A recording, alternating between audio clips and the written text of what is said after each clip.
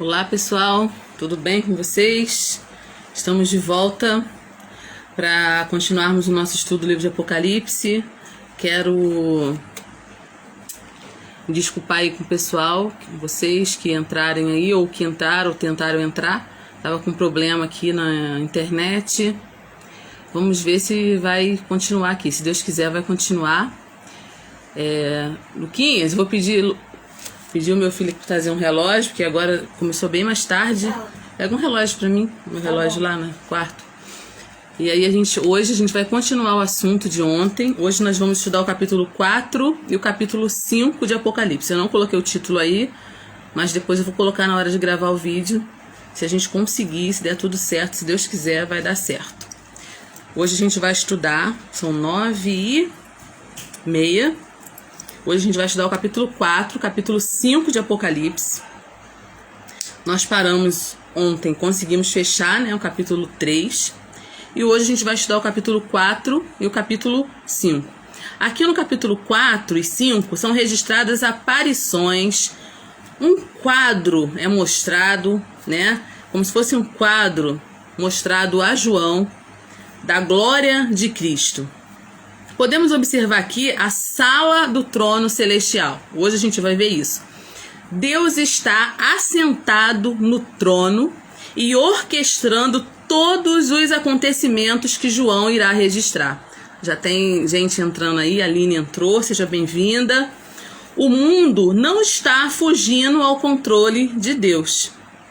João nos mostra o céu antes de mostrar-nos a terra, para que a gente não se assuste com os acontecimentos futuros. Então nós estudamos capítulo 1, capítulo 2, capítulo 3, falando sobre as cartas enviadas. Agora vai ficar um pouquinho mais sério, para João. Agora ele vai ter um outro quadro, Algumas outras coisas vão ser apresentadas e reveladas para João. Então, quero os convidar a abrir a sua Bíblia aí, no livro de Apocalipse, capítulo 4, versículo 1. Logo no versículo 1, quero ler aqui com vocês, diz assim, Depois destas coisas olhei, e eis que estava uma porta aberta no céu.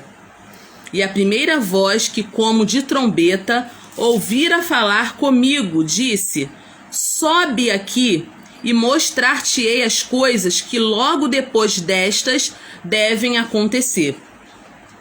Depois dessas coisas olhei, estava uma porta aberta no céu. A primeira voz, como de trombeta, ouvira falar comigo e disse: olha o que essa voz diz para João. Sobe aqui e mostrar-te-ei as coisas que depois dessas devem acontecer. Então, esse sobe aqui, capítulo 4, de Apocalipse, é um novo arrebatamento de João a esta altura dos fatos.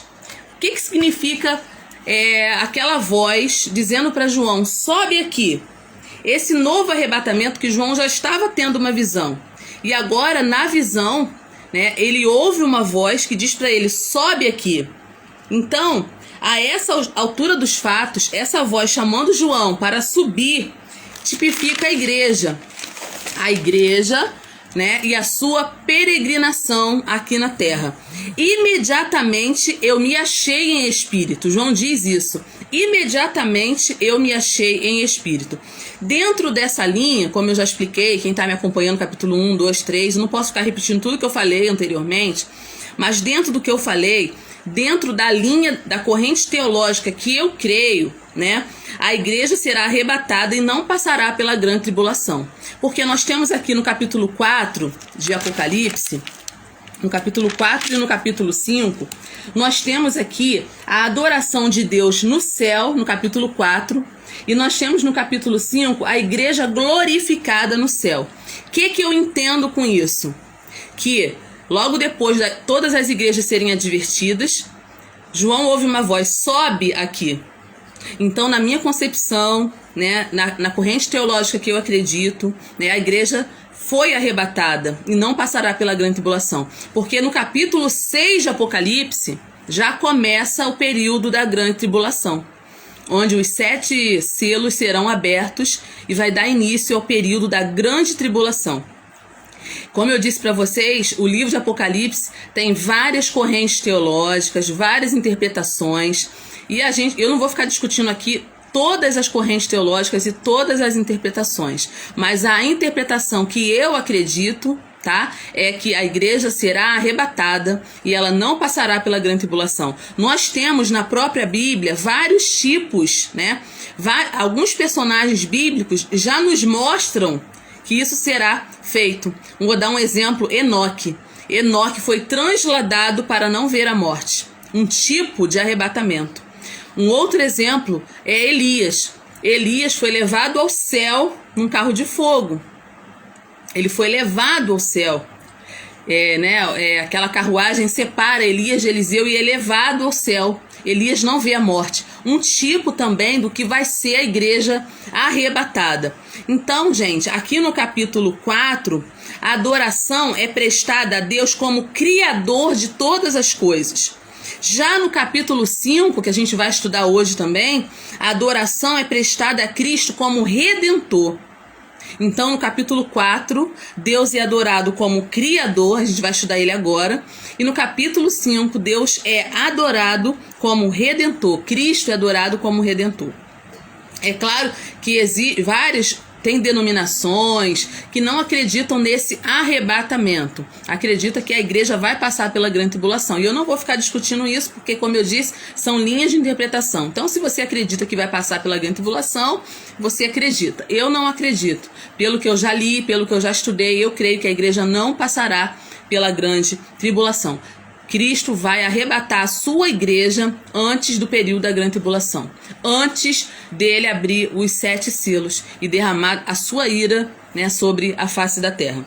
Então, aqui no capítulo 4, vamos continuar aí na nossa leitura? Vamos lá? Vamos lá.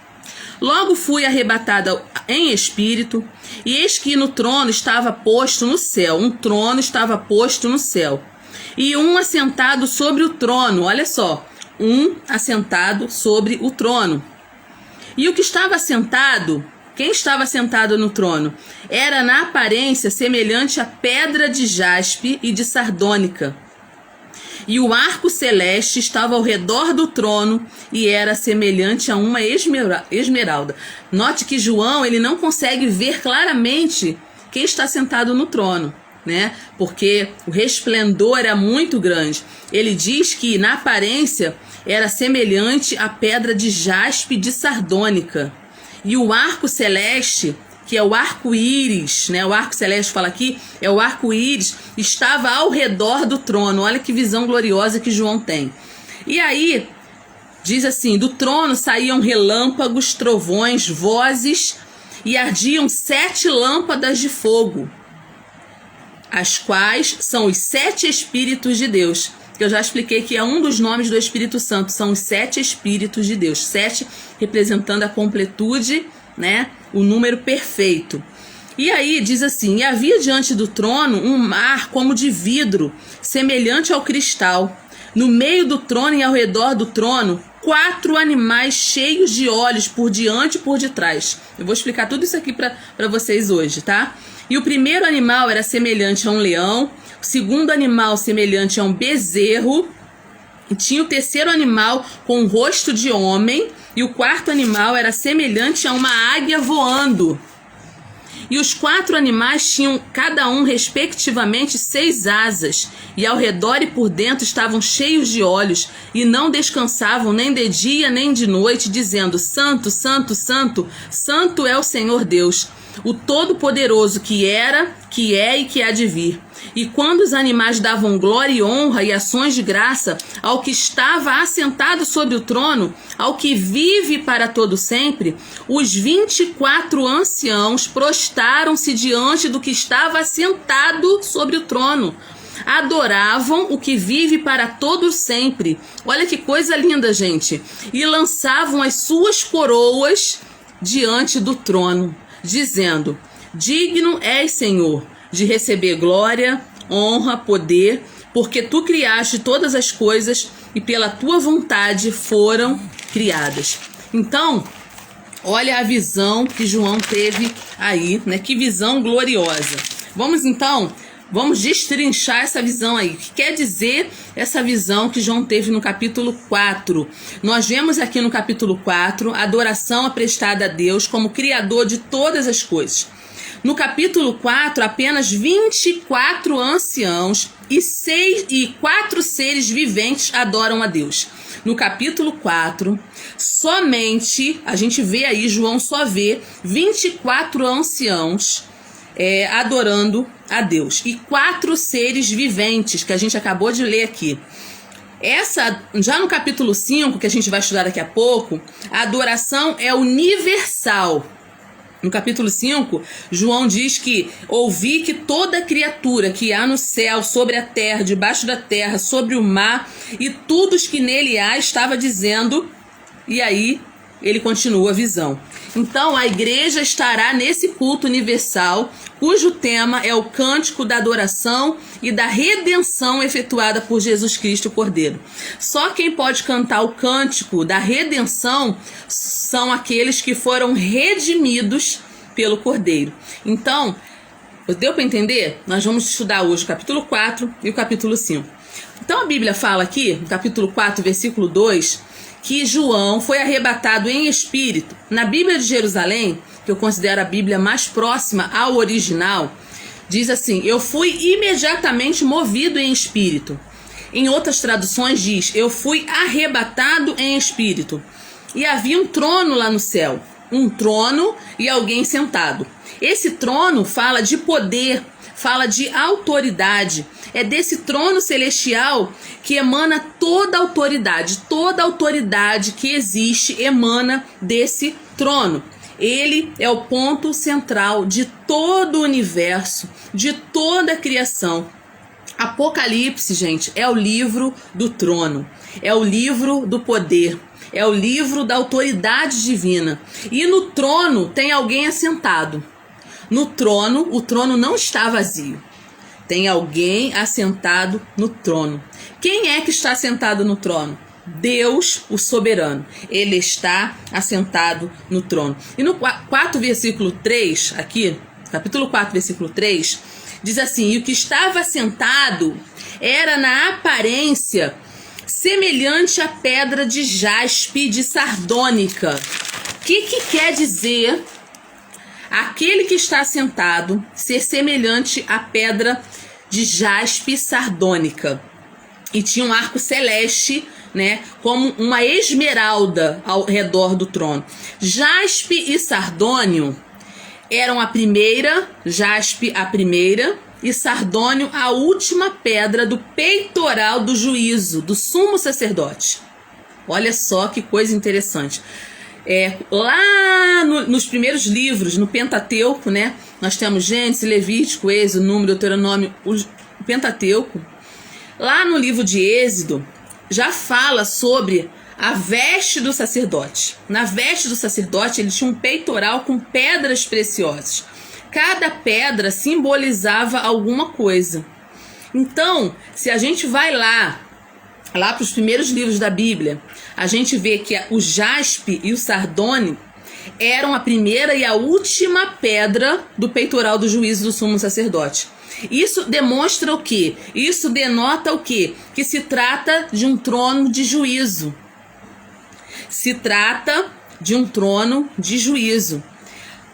O arco-íris que a gente vê em volta do trono, né, no versículo 3, o que simboliza esse arco-íris? Quando Deus fez um concerto com Noé, quando Deus destruiu toda a terra com água, com dilúvio, Deus promete a Noé que não mais destruiria a terra por água ou com água. E ele coloca no céu, né, aquele arco, que é o arco-íris, simbolizando isso. E aqui João vê esse arco-íris, né, em volta do trono de Deus. Então esse arco-íris é a demonstração visível da fidelidade de Deus no seu pacto. Deus não falhou no pacto que ele fez com o homem. E isso João vê lá no livro de Apocalipse, capítulo 4, versículo 3. Interessante, a Lorena também entrou aí. Oi, Lorena, paz do Senhor. A esmeralda também era uma pedra preciosa no peitoral de juízo.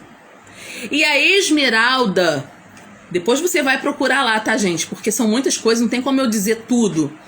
Mas depois você vai procurar lá na roupa do sacerdote, tá? Você procura lá na roupa do sacerdote. A esmeralda era a pedra que representava, que correspondia ao nome de Judá.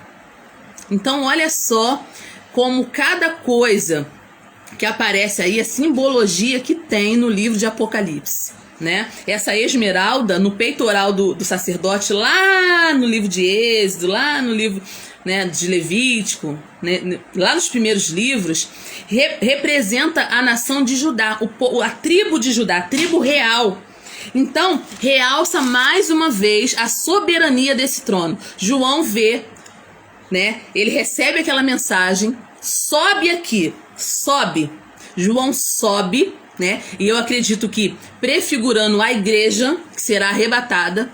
E lá no capítulo 4, ele vê a porta aberta do céu, ele contempla o trono de Deus. Ele contempla o que está sentado ali, né? Como a jade sardônica. Ele contempla o arco-íris em volta do trono, o arco celeste em volta do trono. Esse arco celeste com esmeralda, parecia uma esmeralda que João fala, e a esmeralda no peitoril do sacerdote, lá nos primeiros livros, simboliza a tribo de Judá, a tribo real. Então, gente, olha só que coisa linda. No versículo 4, João vê ao redor do trono 24 anciãos. Minha irmã também entrou aí, a Fernanda. Seja bem-vinda, Fernanda, minha irmã. Então, ao redor do trono, no versículo 4, estou no capítulo 4 de Apocalipse, tá? João vê 24 anciãos ao redor do trono. O que quer dizer 24 anciãos ao redor do trono, vestidos de vestes brancas, com coroas na sua cabeça? Quem são esses 24 anciãos? Você quer saber? Quem são esses 24 anciãos que João vê ali diante do trono? Não são anjos. Não são anjos. Porque esses 24 anciãos, eles cantavam o cântico da redenção. A gente vai ver isso daqui a pouco no capítulo 5. Esses 24 anciãos cantavam o cântico da redenção. Só quem pode cantar o cântico da redenção é quem foi redimido pelo Cordeiro. Anjos não foram redimidos pelo Cordeiro, eles foram criados por Deus para adorarem a Deus, mas eles não foram redimidos. Anjos não pecam. Então, quem são esses 24 anciãos? São os santos já coroados, em cujas cabeças estão as coroas de ouro. Coroa e trono são prometidas aos salvos. Coroa e trono não é prometida para anjo. Coroa e trono é prometida para os salvos. Posso dar algumas referências para vocês aqui, mas eu não vou ler. Você pode anotar esse versículo, depois você assiste a live de novo e compara com o que eu te falei, tá bom? Quando você vê 24 anciãos diante do trono, com coroas que cantam o hino dos redimidos, né? A canção dos redimidos, o cântico da redenção, eles não são anjos. Porque coroa e trono é prometido para os redimidos. Onde está escrito isso? Mateus 19, versículo 28. Anota aí, depois você confere. 1 Pedro 5, versículo 4. Anota e confere depois. E Apocalipse 3, 21. Então, quem são esses 24 anciãos? Irmã Alessandra, eu quero saber quem são eles. São os representantes dos santos do Antigo Testamento. Israel teve 12 tribos. E o Cordeiro, Jesus, teve 12 apóstolos. Então, quem são esses 24 anciãos? Eles representam todos os santos redimidos do Antigo Testamento. Eles representam as 12 tribos de Israel e eles representam os apóstolos do Cordeiro. Então, na Jerusalém Celeste estarão os nomes das 12 tribos de Israel e estarão os 12 apóstolos do Cordeiro. Então, gente, é lindo, né? É lindo. A igreja, né, está lá, capítulo 4, a gente vê aqui a criação adorando a Deus. E no capítulo 5 nós vamos ver a igreja glorificada no céu, adorando a Deus. Então, esses anciãos, eles estão numa posição de autoridade, porque Deus deu autoridade à igreja. Então, esses anciãos estão em posição de autoridade. Quando fala que eles estão assentados, fala de posição de autoridade, esses 24 anciãos. E aí no versículo 5 diz que do trono saíam relâmpagos. João vê do trono saindo relâmpagos, saindo trovões, saindo vozes. E diante do trono também, João vê 7 lâmpadas de fogo, as quais são os 7 Espíritos de Deus. Tudo isso é a visão que Deus está dando a João. Deus está mostrando o céu para João. Então, o que simboliza esses relâmpagos? Aí no versículo 5 de Apocalipse. Do trono saíam relâmpagos, trovões, vozes. O que significa esses relâmpagos, esses trovões saindo do trono? Simbolizam os juízos de Deus que estão prestes a cair sobre a terra. Então, Deus mostra a João primeiro o céu, para que ele não fique impactado com o que Deus vai fazer depois. Porque, como vocês sabem, tá? Hoje a gente está estudando capítulo 4 e capítulo 5. Capítulo 6 começa a ira de Deus ser derramada sobre o planeta Terra. Os 7 selos serão abertos. E aí começa o período da grande tribulação, que será dividida em 2 partes, segundo profetizou o profeta Daniel. Também quero te convidar, né? O profeta Daniel, ele também profetizou sobre esse período do fim. E eu já dei um estudo completo sobre o livro de Daniel aqui na minha página. Tem todos os vídeos gravados, todos do capítulo 1 ao capítulo 12, também fala. Interessante, quando a gente estuda Apocalipse, a gente estuda junto com o livro de Daniel. Então, tô dando uma dica aí para você. Então, esses relâmpagos, esses trovões, essas vozes, vai ser o juízo de Deus que está prestes a cair sobre o planeta Terra. Tá, gente? Tem as referências para vocês também. Tem Isaías 61, versículo 2, que fala sobre trovões, relâmpagos, né? Mateus 3, versículo 2 e Romanos 2, versículo 5. 7 tochas de fogo. 7 tochas de fogo diante do trono. A gente sabe que 7 tochas, 7 lâmpadas, fala da perscrustação de Deus. Fala do conhecimento total que Deus tem sobre tudo. Ele vê tudo, ele sonda tudo. Nada escapa ao olhar de Deus. E aí no versículo 6, olha o que está dizendo aí. E havia diante do trono um mar como de vidro. Preste atenção que João, ele está procurando descrever o que ele está vendo, porque o que ele está vendo é maravilhoso. Então, muita coisa do que ele está vendo, ele nunca viu aqui na Terra. Então, ele faz um esforço para poder dizer o que ele está vendo, gente. Então, ele diz aqui no versículo 6, que havia diante do trono, em frente ao trono, um mar como de vidro. Um mar como de vidro, semelhante ao cristal. E no meio do trono e ao redor do trono tinham 4 animais, cheios de olhos por diante e por detrás. O que quer dizer isso? Primeiro, um mar como se fosse de vidro. Como se fosse. Ele não está dizendo que o mar era de vidro. Ele está dizendo que o mar parecia de vidro. Porque qual é a característica do mar? O mar está sempre com as suas ondas, para lá e para cá.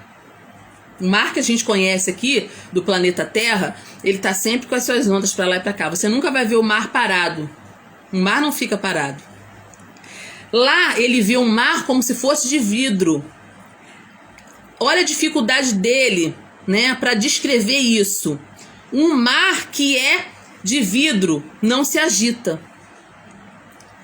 Esse mar que ele diz que parece que era de vidro, porque o mar ficava quieto.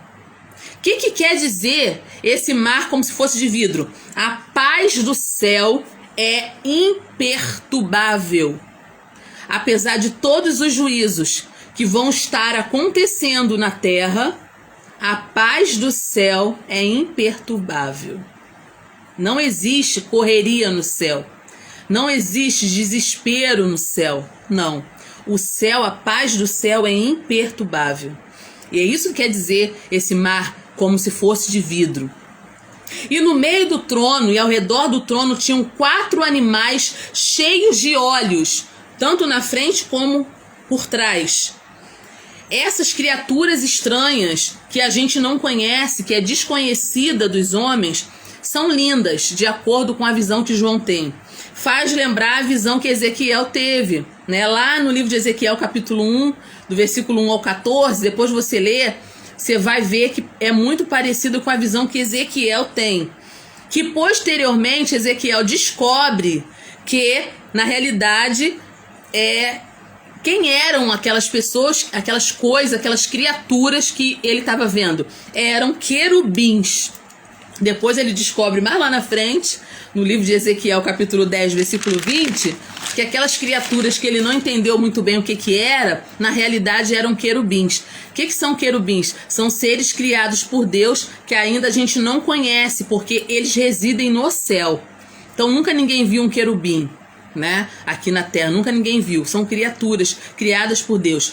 Pela sua posição que estão aqui, que elas estão no meio do trono e em volta do trono, parece que esses querubins, essas criaturas, né, criadas por Deus, são como se fossem oficiais de gabinete de Deus, né? São aquelas pessoas que estão ali ministrando diante do trono de Deus. E por que são 4 criaturas? Por que esse número 4? Porque são 4 criaturas, 4 animais. O número 4 aqui talvez indique que eles têm relação com a restauração da terra, cujo número simbólico é 4. O número da terra é 4. Representam os pontos cardeais: norte, sul, leste e oeste. Então o número 4 representa a terra. Então, por ser 4 criaturas ali diante do trono, dá a entender, né, gente? Porque nem tudo a gente consegue saber, né? Nem tudo a gente consegue saber, dá a entender que esses querubins estão diretamente relacionados à restauração da terra, que irá acontecer posteriormente. Então, tem algumas curiosidades sobre esses 4 animais. Eu vi alguns escritores que falaram sobre esses 4 animais. Arthur Blomfield pensa que eles representam os 4 evangelhos. Então cada um tem uma linha de interpretação, né? Essa pessoa que eu disse agora, né? O Arthur Blomfield, ele acha, ele na concepção dele, ele acha que esses 4 animais representam os 4 evangelhos. O leão mostra Jesus como rei, representando o evangelho de Mateus. O novilho, né, representando Jesus como servo lá no livro de Marcos, o homem mostrando Jesus como um homem perfeito no evangelho de Lucas, e a águia mostrando Jesus como aquele que veio do céu, representado no evangelho de João. Já tem um outro autor, o suete William Barclay. Eles pensam que esses 4 animais representam a totalidade da natureza. Esses 4 seres viventes representam todo nobre, todo forte, todo sábio e todo rápido da natureza. Então ele já acredita desse jeito.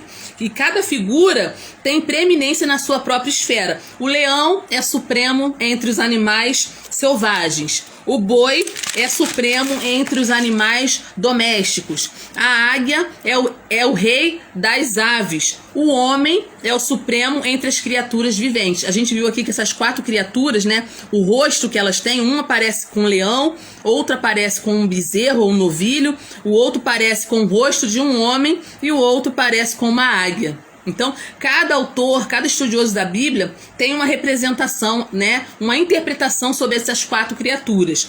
William Wenders diz que eles representam seres angelicais, né, que são os querubins, que eu também acredito que seja, tá? Os mesmos querubins que foram representados lá em Ezequiel 10:20. Anjos de ordem superior. Qual é o trabalho de um querubim? O trabalho de um querubim é guardar as coisas santas de Deus. Vou dar um exemplo disso. Quando Adão e Eva são expulsos do jardim, Deus coloca lá no jardim querubins guardando a árvore da vida, para que eles não comam do fruto da árvore da vida. Isso está escrito lá em Gênesis 3:24. Então os querubins, eles guardam as coisas santas de Deus. Então nada mais apropriado do que ter querubins ali diante do trono ali ministrando, guardando as coisas santas de Deus. Não tem mais nada mais santo ali no céu do que o trono onde Deus está assentado. Então, a canção deles é a mesma canção dos anjos, tá? Em Isaías 6, do versículo 1 ao versículo 4. Esses querubins, eles são descritos como leão, como novilho, como homem, como águia, representando fortaleza, força do leão, a capacidade do novilho de servir, a inteligência do homem e a rapidez da águia. Então, essas são as características dos anjos também, né? Os anjos são rápidos, os anjos são fortes, os anjos servem, os anjos são inteligentes. Irmã Alessandra, onde está escrito isso? Tem várias referências. Tem Salmo 103, versículo 20 e 21. Tem Hebreus 1,14, né, que fala que os anjos são espíritos ministradores a favor do povo de Deus. Tem Daniel 9, 21. Tem várias referências falando sobre isso. Quando a Bíblia quer usar uma linguagem toda criatura, a Bíblia faz isso com toda precisão, né? E aí, João é levado, é chamado ao céu para ver o trono e ver quem está sentado nesse trono. O trono de Deus está no centro do universo. Tudo acontece a partir do trono de Deus. Tudo está ao redor do trono. Graça e juízo emanam do trono. Todo louvor e glória é dirigido àquele que está sentado no trono. Glória a Deus. Então, essa é a mensagem do capítulo 4 que João vê. E no capítulo 5? Aqui no capítulo 5 de Apocalipse, Deus é adorado como Redentor. Deus é adorado como Redentor. Gente, esse capítulo 5 é muito importante, muito interessante. Abre sua Bíblia aí em capítulo 5 de Apocalipse. Olha o que está dizendo.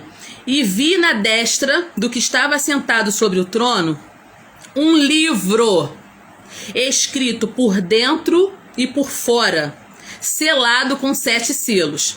Presta bem atenção que esse livro, olha as características desse livro. Esse livro está escrito por dentro e por fora.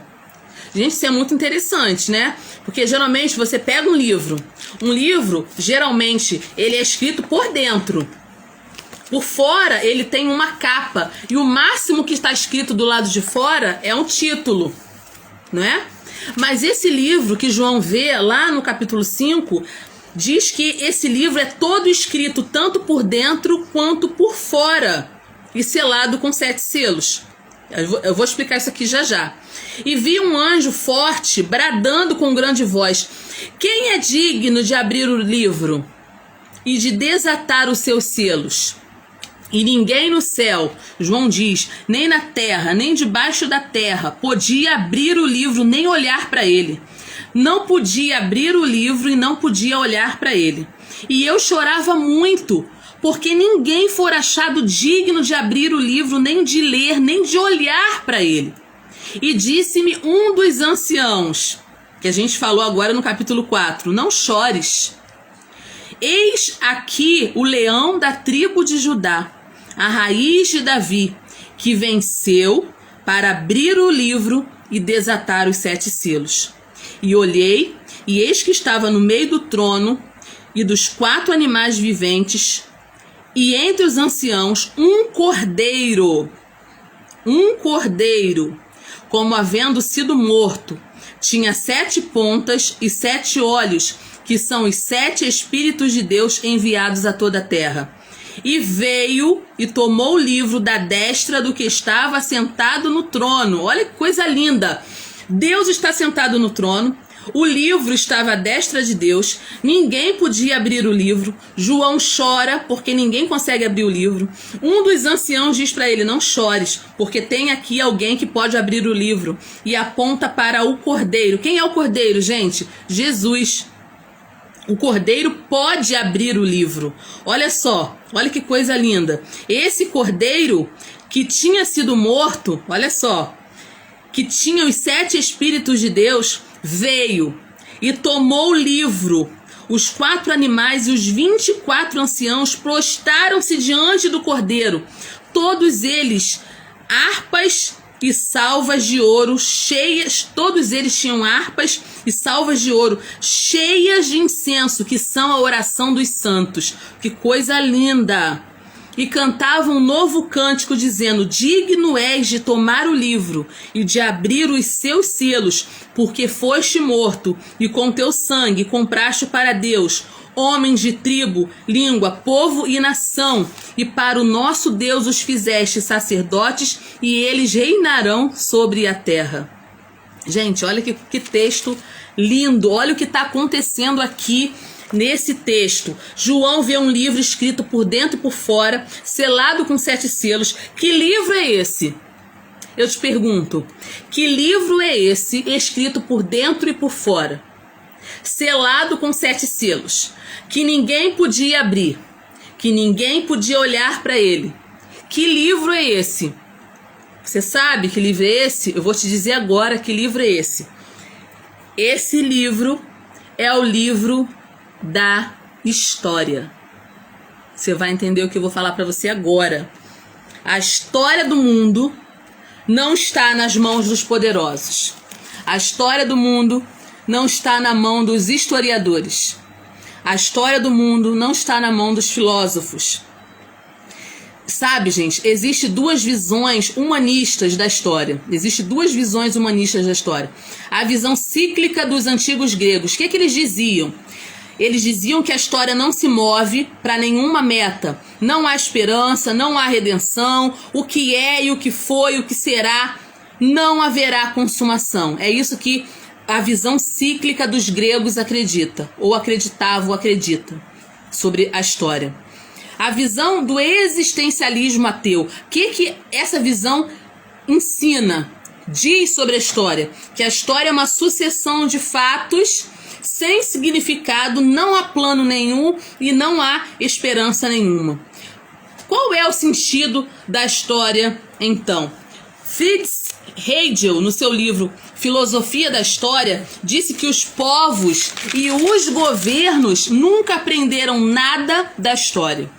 Winston Churchill, que disse que os homens cresceram em poder, cresceram em conhecimento, mas não evoluíram moralmente. Sob pressão, o homem moderno praticará os mais terríveis atos. E é verdade, isso é verdade. A gente está vendo aí, hoje qual foi a notícia que a gente teve aí? De empresários escondendo oxigênio. As pessoas morrendo nos hospitais e empresários escondendo oxigênio para vender mais caro. Gente, o que é isso? O homem moderno praticando coisas terríveis, atos terríveis. Então, eu estou citando falas de algumas pessoas sobre a história. Thomas More, em seu livro Utopia, ele antevê um tempo na Terra em que o homem construiria um paraíso com suas mãos. Ele disse isso no seu livro Utopia. Houve otimismo. Poxa, o homem vai fazer coisas boas. Mas no século XX nós assistimos 2 grandes guerras sangrentas mundiais. O mundo está como uma panela de pressão quase explodindo. Há alguma esperança para a história, gente? Eu pergunto. Há alguma esperança para a história? Será que há? A gente se pergunta isso quando a gente vê as notícias, e é por isso que é tão importante a gente ler e aprender o que está escrito no livro de Apocalipse. A história tem sentido, sim. A sua vida tem sentido, sim. Você não caminha para o ocaso, para um fim trágico. Não. As forças do mal não vão prevalecer, embora isso pareça que vai acontecer. Sabe por que isso não vai acontecer? Porque Deus está no trono. Nós acabamos de falar agora no capítulo 4. Deus está no seu trono. Ele reina. Toda a história da humanidade está nas mãos de Deus. Não importa a fúria de Satanás ou a agitação do mundo, a história sempre estará na mão de Deus. João olha para aquele livro selado, que ninguém podia abrir, que ninguém podia olhar para ele. E João chora. ele chora. A gente vai comentar isso agora, nesse capítulo 5. Esse capítulo 5 aqui é uma bênção. Ele chora porque ele não vê ninguém digno de abrir esse livro. Que livro é esse? O livro da história. O livro está escrito por dentro e por fora. Está dizendo isso no versículo 1. Ele não esquece nada. Jesus, Deus não esqueceu de nada. Esse livro está selado com 7 selos. 7, o número da perfeição. 7, o número da completude. O número completo. O que quer dizer isso? A história sem Deus é um livro lacrado. Só Deus pode dar sentido à história do mundo. Só Deus pode dar sentido à história da minha vida. Só Deus pode dar sentido à história da sua vida. O livro da história está nas mãos de Deus. E só quem é digno de abrir o livro é o Cordeiro. Gente, isso é lindo. Ninguém foi achado digno de ler o livro, de abrir o livro, de desatar os 7 selos e abrir aquele livro. Ninguém, nem no céu, nem debaixo do céu, nem na terra, ninguém foi digno de abrir aquele livro. Nem no céu. Quem poderia abrir o livro no céu? Vou dar um exemplo. Miguel, não, ele não poderia abrir o livro. Gabriel, não, ele não poderia abrir o livro.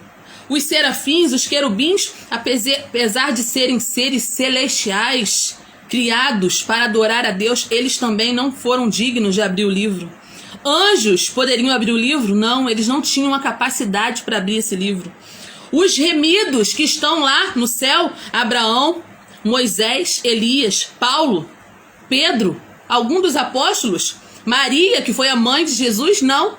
Nem ela é digna de abrir o livro. Então, no céu não tinha ninguém para abrir esse livro. Na terra não tinha nenhum homem, por mais poderoso e influente que ele pudesse ser, ele não consegue decifrar o sentido da história. Nem debaixo da terra, o diabo ou os demônios ou os espíritos atormentadores, eles também não têm condições de abrir o livro. Não há ideologia, nem partido político, nem sistema econômico que possam realizar os sonhos e as esperanças dos corações humanos. Sozinha, a humanidade não vai para lugar nenhum. É isso que João vê aqui no capítulo 5 de Apocalipse. Sozinha, seu destino é um caos. A terra sem Deus é um caos. Só Deus pode dar sentido à nossa história. Só Ele é digno de abrir o livro da história.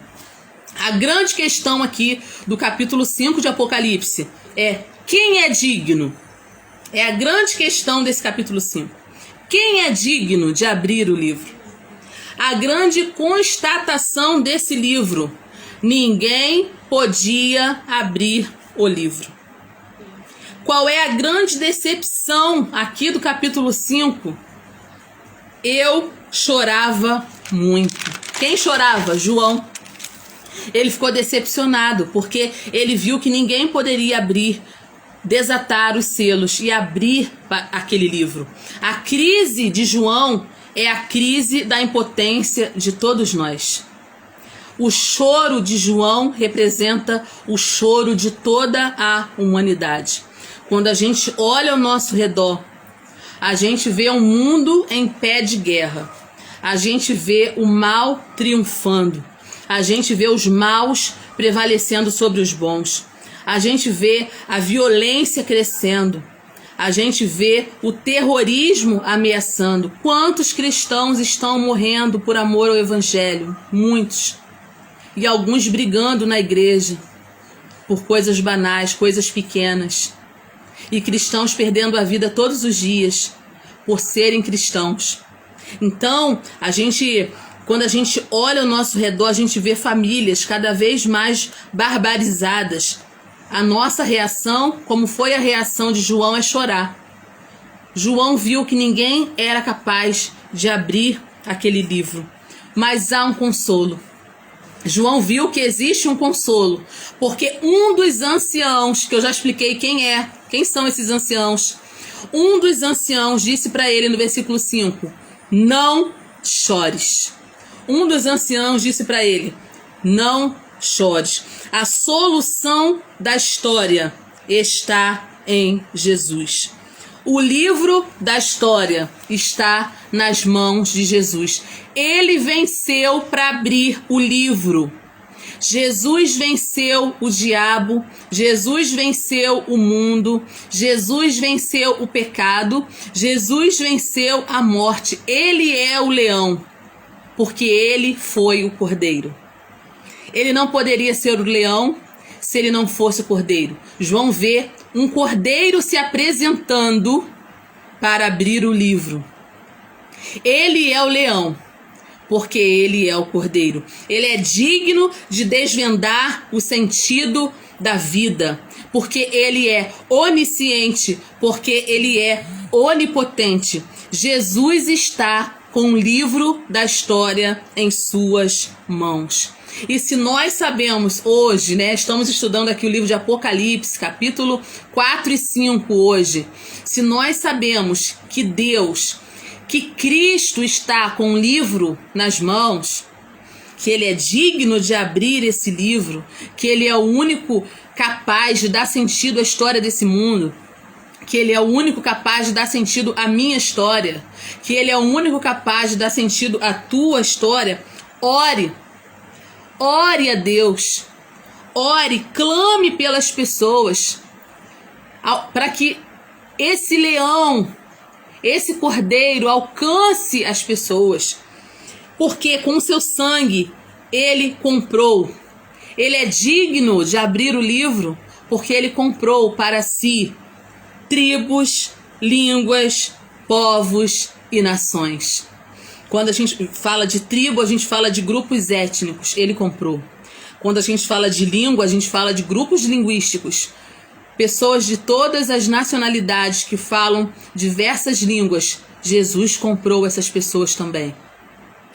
Quando a gente fala de povo, a gente fala de grupos geográficos e grupos políticos. Jesus comprou. Nação fala de grupo social. Jesus comprou com seu sangue. Tá dizendo aí, ó, no capítulo 5. Porque foste morto, versículo 9.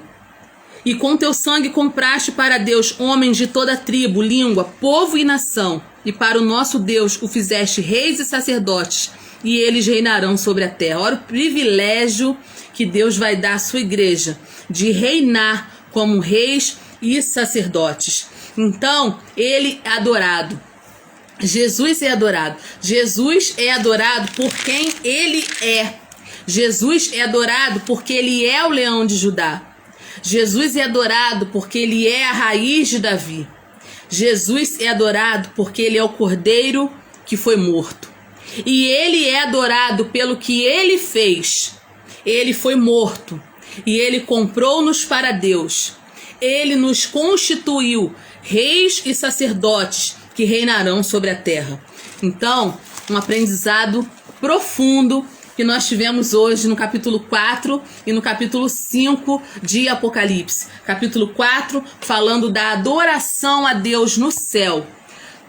Deus convida João, sobe, e ele vê o céu, uma porta aberta, e tudo vai sendo revelado a João. Então aqui no capítulo 4 que a gente viu hoje, é adoração a Deus no céu. E no capítulo 5, a gente vê aqui a igreja glorificada no céu, adorando aquele que é digno de receber toda a honra e toda a glória, porque com seu sangue ele nos comprou. Amanhã nós vamos estudar o capítulo 6 de Apocalipse. O capítulo 6 vai ser a abertura desses selos. Gente, não perde. Amanhã a gente vai falar sobre o capítulo 6 de Apocalipse. Nós vamos abrir esses selos, né? Nós vamos acompanhar a abertura desses selos. A abertura dos selos, aqui no capítulo 6, né? É o início do período da grande tribulação. A grande tribulação é um período, um tempo de 2 períodos, 3 anos e meio, 3 anos e meio, né? Algumas pessoas acreditam que a igreja vai passar pelos 3 anos e meio, será arrebatada, e os outros 3 anos e meio vai ser o período mais forte da grande tribulação aqui na Terra, né? E a igreja não estará mais aqui. Outros acreditam que nem pela primeira parte a igreja vai passar. Eu acredito nisso, né? Até acompanhando aqui o livro de Apocalipse, né? A sequência do livro de Apocalipse, porque ela vai mostrando, né, os quadros. Parece que vem as sucessões de quadros dos acontecimentos que vão acontecendo e Deus vai mostrando e vai revelando a João.